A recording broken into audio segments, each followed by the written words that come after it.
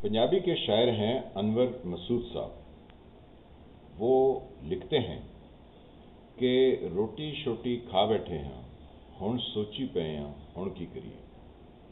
तो उन्होंने तो खैर लोगों की रोज़मर्रा की ज़िंदगी के ऊपर ये कमेंट किया, लेकिन हमारे मुल्क में इस वक्त जो निज़ाम हुकूमत है उसमें सब अब यानी सोच में मुब्तला हैं कि हुण की करिए, क्योंकि जिन्होंने जो करना था वो सब कुछ कर चुके हैं। अब आगे कोई राह सुझाई नहीं देती है, क्योंकि चीज़ें इस तरह से गड़बड़ हो चुकी हैं और इतनी मुसीबतें और परेशानियां और मुश्किलात हैं कि वो अंदाज़ा नहीं लगा सकते कि अब कौन से रास्ते पर चलें और क्या करें और कैसे करें कि हम जो है वो अपनी मंजिल मकसूद पर पहुँचें। इसमें कोई एक इदारा या कोई एक पॉलिटिकल पार्टी या कोई एक शख्स इन्वॉल्व नहीं है, बल्कि सब के सभी इन्वॉल्व हैं। कहते हैं कि जब उधम मचता है, यानी जब हंगामा बर्पा होता है, तो हर कोई अपने हिस्सा या अपने कद के मुताबिक हिस्सा डालता है, लेकिन हंगामे के बाद की जो सूरत हाल होती है वो बड़ी मुख्तलिफ होती है, उससे निकलना आसान नहीं होता। दूसरी जंग अजीम में आप देखें कि कौन से ममालिक किसके साथ भिड़ गए या लड़ गए या एक दूसरे के ऊपर गोलाबारी की और इवन एटमी हथियार भी चलाए, लेकिन बाद में डेवलप करने में कौन सी कौम आगे हुई और कौन सी पीछे हुई, ये सबके सामने दुनिया की तारीख मौजूद है। लेकिन पाकिस्तान का बाबा आदम ही निराला है। यहाँ पर इमरान खान साहब ने जो झूठा बयानिया शुरू किया, उससे अब वो निकल कर पंजाब की हुकूमत लेने में कामयाब हो गए, और जिस शख्स को ये कह रहे थे कि जो पंजाब का बड़ा डाकू है, उसको अपना वज़ीर आला उन्होंने कबूल कर लिया। चलें, उन्होंने कबूल कर लिया, हम उसके ऊपर तनकीद तो नहीं करते हैं, लेकिन आगे चल के देखते हैं कि सुप्रीम कोर्ट ने जिस तरीके से अपने एक फैसले के ऊपर, यानी मक्खी के ऊपर मक्खी मारी। पहले कहा कि पार्टी का सदर ये कर सकता है, इसलिए उसका हुक्म मानना ज़रूरी है। तो PTI के वो 25 जिन्होंने हमजा शहबाज को वोट दिया था वो डी सीट भी होंगे और उनका वोट भी शुमार नहीं होगा। फिर अगले ही दिन दूसरा फैसला दे दिया कि नहीं, पार्टी सदर कुछ नहीं होता, पार्लिमानी पार्टी होती है। चलें, परवेज़ लाई पंजाब के वज़ीर आला हो गए। लेकिन उसके बाद उस अदालत के लिए जिसने ये दो ऊपर तले मुतजाद फैसले दिए, यानी 180 डिग्री पर फिर गई अपने फैसले में, उसके अपने साथ क्या हुआ। कल जो है वो जुडिशल कमीशन का इजलास हुआ, जिसमें 5 जजेस के नामों पर गौर किया गया कि जो सुप्रीम कोर्ट के लिए आगे एलिवेट होके या अपनी मुतलका हाई कोर्ट से वो निकल कर सुप्रीम कोर्ट के जज के तौर पर तैनात हों। तो उमर अताब अंदियाल साहब ने कहा कि शायद यही रास्ता है, क्योंकि वो कहते हैं ना, यहीं से रास्ता निकलेगा, यहीं से पानी निकलेगा। तो उन्होंने भी कहा कि शायद उनके इख्तियार में सब कुछ है। तो 4 पोस्टें खाली थीं, ये 4 असामियाँ खाली थी, तो उन्होंने 5वां नाम उस जस्टिस आफरीदी के नाम पर भी 5वां ऐड कर दिया कि जी वो अगले 2 हफ्ते के बाद रिटायर हो रहे हैं, तो चले 5वां नाम भी अभी से मंजूर कर लें, लगे हाथों कुछ कारनामा ही अंजाम दे। तो सुप्रीम जुडिशल काउंसिल, जो कि 2015 की आईनी तरमीम के बाद एक इदारा वजूद में लाया गया, जिसके अंदर 6 जजेस, 5 एक्टिंग जो सुप्रीम कोर्ट के हाजिर सर्विस जजेस हैं वो उसके मेंबर हैं, एक रिटायर्ड जो है जज उसका मेंबर है। तो 4 जो हैं वो एक बार काउंसिल का है, एक अटॉर्नी जनरल है, एक जो है वो वज़ीर कानून वगैरह वगैरह, ये सब करके तो यूं 6 जजेस एक तरफ हैं और एग्जेक्टिव के और बार के नुमाइंदे ये 4 लोग हैं। तो पहले ही सुप्रीम जुडिशल काउंसिल में तो जजेस की मेजॉरिटी है, वो अपनी मर्जी से जो फैसला कर लेंगे, क्योंकि इस पर बिलावल ने कौमी असम्बली के फ्लोर पर परसों ही कहा था कि हमें 18वीं तरमीम के ऊपर धमकी दी गई, तो हमें 19वीं तरमीम करके ये सारा खिलवाड़ सुप्रीम कोर्ट के लिए करना पड़ा जो हमें कहा गया। तो हम उस वक़्त धमकी में आ गए थे। भाई आप पॉलिटिकल पार्टी क्या हैं अगर आप धमकी में आ गए? क्योंकि जो अवाम के नुमाइंदे होते हैं वो अवाम की धमकी में आते हैं, इदारों की या लोगों की धमकी में वो नहीं आते। چلیں اس کو بھی فی الحال چھوڑتے ہیں. تو 6 ججز اگر یہ فیصلہ کر دیتے جو عمر عطا بندیال صاحب نے کیا تھا، ان کے اپنے بھائی تھے یعنی برادر ججز تھے، تو ان کے وہ 5 کے 5 نام اپروو ہو جاتے، قبول کر لیا جاتا. لیکن ایسا نہیں ہوا. وہ سب کے سب تو اپروو نہیں ہوئے. صرف پشاور کے ہائی کورٹ کے جو چیف جسٹس ہیں ان کے نام پر ہوا کہ وہ دوبارہ سے اس پر غور کیا جا سکتا ہے اگلے اجلاس میں. اس میں اس کی اپروول نہیں دی جا سکتی کیونکہ سینیارٹی میں بقایا جو ججز ہیں ان کے نام بھی جو ہے وہ سامنے آئیں تو پھر اس کا تقابلی جائزہ لیا جائے گا کہ کیا آیا وہ سینئر ہیں ان کو لانا چاہیے یا کسی اور کو لانا چاہیے. لیکن جو 4 کے 4 تھے وہ عمر عطا بندیال صاحب کے اوپر اچھال دیے گئے، یعنی ان کو منظور نہیں کیا گیا. پھر ان کے ایک ساتھی جج قاضی فائز عیسیٰ نے ایک نوٹ یا ایک لیٹر لکھ کے تمام اندر کے اجلاس کی کہانی منظر عام پر لے آئے، کیونکہ ان کو شک ہے کہ جس طرح یہاں پر جھوٹ بولے جاتے ہیں اس ملک میں، جس طرح میٹنگ کے منٹس گھڑے جاتے ہیں، انہوں نے کہا کہ یہ کل منٹس گھڑ کے دوبارہ سے کوئی جھوٹ فراڈ سامنے لے آئیں گے، اس لیے بہتر ہے کہ اس تمام معاملے کو پہلے ہی آشکار کر دیا جائے. تو انہوں نے وہ ساری کہانی اپنے خط میں لکھ کر سب کے سامنے بیان کر دی. تو یعنی اب اس کے اندر کسی طرح کی کہیں سے کوئی چیز ایڈ نہیں ہو سکتی. اور پھر پریس ریلیز جو ہے وہ اسی سپریم کورٹ کو جاری کرنی پڑی جس نے پہلے کبھی جاری نہیں کی تھی. تو یہ ساری واردات جو ہے وہ چیف جسٹس صاحب جو کہ اس میٹنگ سے یا اس اجلاس سے اٹھ کے چلے گئے اور ان کے پیچھے پیچھے ان کے جسٹس اعجاز الاحسن بھی وہاں سے اٹھ کر چلے گئے. یعنی یہ وہی ججز تھے جنہوں نے پرویز الہی کو وزیر اعلیٰ نامینیٹ کیا تھا اور جس کو پنجاب کے عدالتی وزیر اعلیٰ کا خطاب مل چکا ہے. تو یہ ججز وہاں سے اٹھ کر چلے گئے، یعنی بغیر کوئی فیصلہ کیے یا ایون یہ بھی کہتے ہوئے کہ اجلاس جو ہے وہ ملتوی کیا جاتا ہے. تو بعد میں جو ہے یہ سارے پینترے بدلے گئے. تو یہ ایک طرح کا چیف جسٹس صاحب پر عدم اعتماد نہیں ہو گیا. سوچئے کہ ان کے ساتھی ججز جس کے وہ چیئرمین تھے وہاں پر اگر ان کی دی ہوئی گائیڈ لائن اپروو نہیں ہوئی تو وزیر اعظم کو تو کہتے ہیں کہ اگر اس کی اپروو نہ ہو، یعنی اس کی جو ہے وہ کیبنٹ اس کے خلاف کھڑی ہو جائے اور پھر اس کی اسمبلی اس کے خلاف کھڑی ہو جائے تو نو کانفیڈنس ہو جاتا ہے.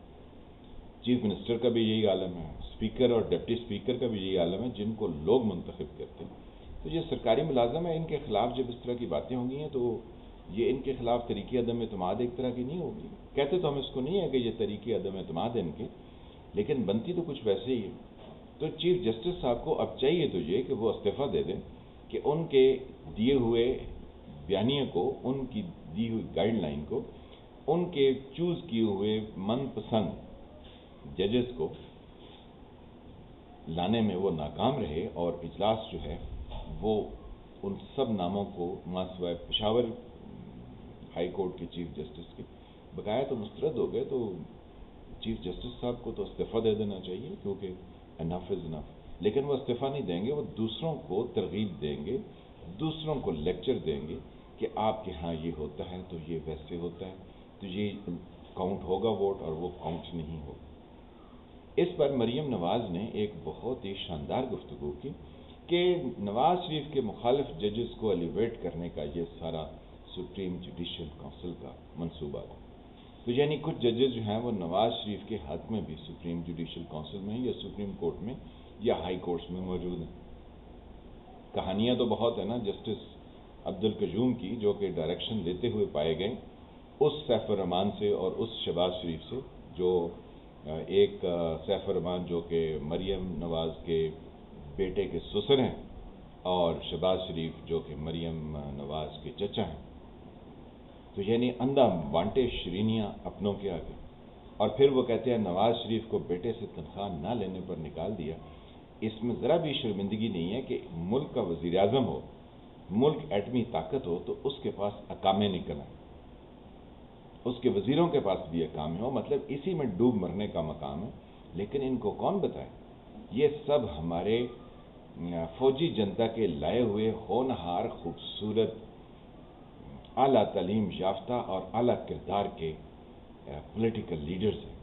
یعنی نواز شریف صاحب جنرل جیلانی صاحب ان کو دریافت کر لائیں، اور ضیاء صاحب نے کہا، جنرل ضیاء الحق صاحب نے کہا اس کو میری عمر بھی لگ جائے.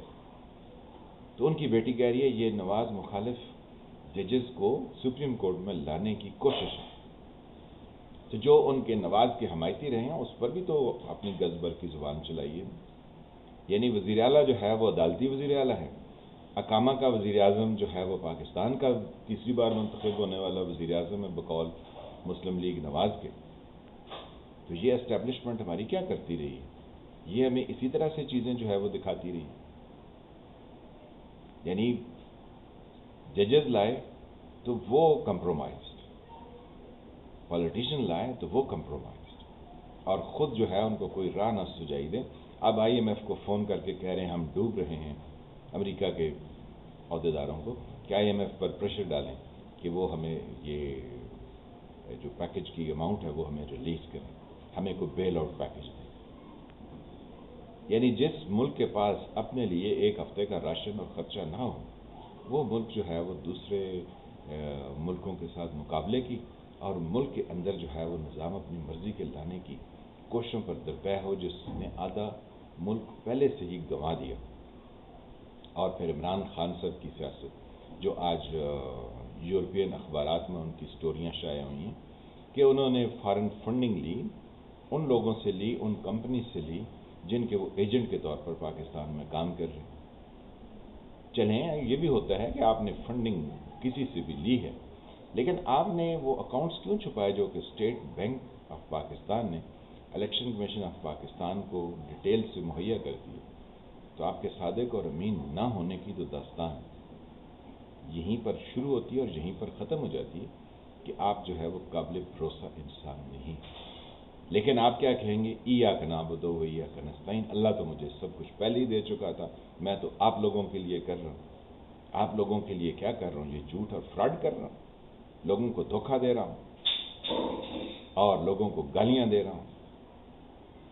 آپ نے اور کیا کیا ہے؟ پاکستان کے کلچر کو آپ نے تباہ کر دیا، ہر طرح سے آپ نے خرابیاں پیدا کر دیں. تو الٹیمیٹلی آپ جو ہے وہ پاکستان کے لیے کیا کریں گے؟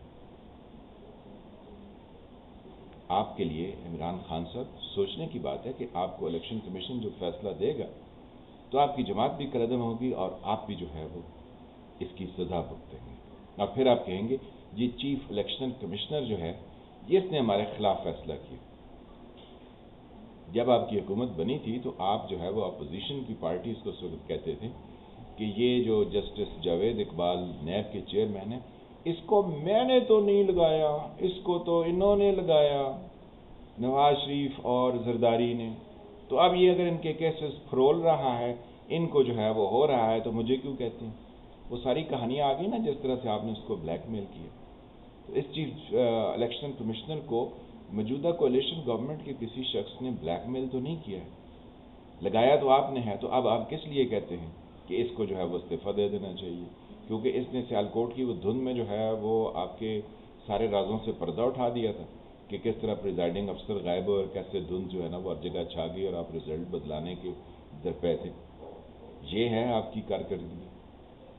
عمران خان صاحب یہ سیاست آپ کی چل نہیں سکتی کیونکہ یہ جھوٹ، دھوکہ اور فراڈ پر ہے. اور جو کولیشن گورنمنٹ ہے وہ کتنی کمپرومائزڈ ہے. وہ کہتی ہے ہم اس وقت جو ہے وہ سپریم کورٹ کے جو یعنی سٹیپس ہیں کسی بھی کام کو انجام دینے کے، یعنی جس قانون کے تحت وہ کچھ اقدامات اٹھاتے ہیں کہ کیسز کہاں لگنے ہیں، کیسے ہونا ہے، وہ سارا جو ہے وہ ہم ریویو کریں گے. آپ جو ہے وہ پچھلے اتنے سالوں سے اقتدار میں ہیں، آپ سے 18ویں ترمیم میں یہ ریویو کیوں نہیں ہوا تھا؟ آپ سے کوئی سوال نہ کریں. ابھی جو کچھ آپ اس وقت کہہ رہے ہیں کہ وہ ان کے کیسز اور انہوں نے یہ فراڈ کیا، تو آپ کے پاس کوئی اس کی جو ہے وہ واضح ثبوت اور دلیل اویلیبل نہیں ہے. تو جتنی ہماری موجودہ کولیشن گورنمنٹ کمپرومائزڈ ہے اتنے ہی عمران خان کمپرومائزڈ ہیں، اتنی ہی ہماری فوجی جنتا وہ بھی کمپرومائزڈ ہے اور اتنی ہی عدالت کمپرومائزڈ ہے. اب ان سب کو سمجھ نہیں آ رہی کہ روٹی شوٹی کھا بیٹھے ہیں، سوچی پہ ہیں ہون کی کریے، یعنی اپنی من مرضی کے اکھاڑ بچھاڑ کر لیے، اب سمجھ نہیں آ رہی کہ کس کا ساتھ دیں، کیا کریں کیا نہ کریں، کیونکہ تباہی جو ہے وہ ہر طرف سے گھیرے ہوئے ہیں۔ معاشی حالات آپ کے ان کرتوتوں کی وجہ سے سلجھنے والے نہیں۔ سیاسی انتشار آپ کی ان نفرت اور انگارے بھری جو گفتگو ہے اس سے سیاست درست نہیں ہونے والی۔ آئینی بحران جو آپ نے آئین کے اندر اپنی من مرضی کی تشریح کی ہے وہ ویسے درست نہیں ہونے والا۔ تو بہتر نہیں ہے کہ آپ سب جو ہے وہ اپنی اپنی جگہ پر استعفی دے دیں، نیچے جو لوگ ہیں ان کو آنے کا موقع دیں، اگر وہ بھی خراب ہوں گے تو کوئی ان کو ریپلیس کر لے۔ لیکن جب تک آپ عقل کل بن کے ایکسٹینشن دیتے رہیں گے، یہ جنرل باجوہ کو آپ نے ایکسٹینشن دی نا، اس میں عمران خان صاحب دوڑے دوڑے آئے، پھر اس میں مسلم لیگ نواز بھی آ گئے، تو پیپلز پارٹی نے کہا ہمیں کیا ضرورت ہے دشمنی مول لینے کی، تو وہ بھی اس میں جو ہے وہ شامل ہو۔ تو گناہ میں تو آپ سب برابر کے شریک ہیں، یعنی پاکستان کو ڈبونے میں آپ میں سے کسی نے کوئی کسر نہیں چھوڑی۔ پاکستان جو ہے وہ اس وقت کرا رہا ہے، یعنی اس کے اندر اس کے ہر ایک زخم سے وہ چور چور ہے، اور وہ دعائیاں دے رہا ہے کہ میری جان چھوڑ دیں۔ یہ جونکیں ہیں جو سب پاکستان کو چمڑ گئی ہیں، پنجابی میں اس سے بہتر ایکسپریشن نہیں ہو سکتی، لیکن یہ جونکیں اس ملک کو چھوڑنے کو تیار نہیں ہیں، اور عوام ہے کہ ان کو ان جونکوں کے زندہ باد ہونے کے نعرے لگانے سے فرصت نہیں۔ تو اکھاڑ بچھاڑ اس ملک میں چل رہا ہے، دیکھتے رہیے کہ آگے یہ اونٹ کس کروٹ بیٹھتا ہے۔ میں فالح ملک، آپ دیکھ رہے تھے سرکار۔